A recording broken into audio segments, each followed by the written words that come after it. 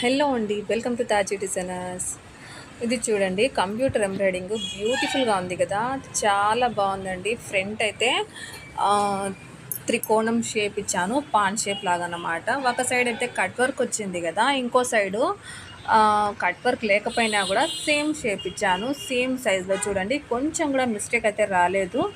ఆహ్, ఈ నెక్‌కి, ఆ నెక్‌కి 2 సమానంగా ఉండేటట్టుగా చూసుకొని కుడతానండి నేను.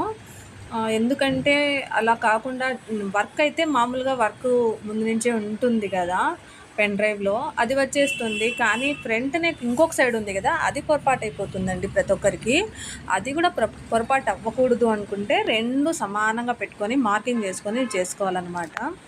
బ్యాక్ నెక్ చూడండి అద్భుతంగా ఉంది. నేను హాఫ్ సైడ్ తీసాను. ఇంకాసేపు ఆగితే ఫుల్ సైడ్ గూడా చూపిస్తాను చూడండి. పైపింగ్ చూడండి. నడుముకి పైపింగ్ గూడా సన్నగా ఎంత ఫినిషింగ్‌తో వచ్చింది. చీర సూపర్ ఉంది గదా!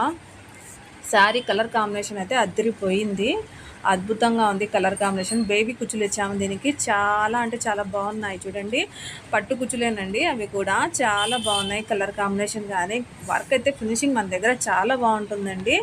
కుచ్చుళ్ళు కానివ్వండి, స్టిచ్చింగ్ కానివ్వండి, వర్క్ కానివ్వండి, ప్రతి ఒక్కటి మన దగ్గర అద్భుతంగా ఉంటుందన్నమాట.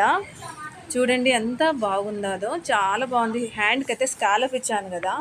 అది కూడా నీట్ ఫినిషింగ్‌తో స్టిచ్చింగ్ అండి. ముఖ్యంగా స్టిచ్చింగ్ కూడా ఇంపార్టెంట్ అండి.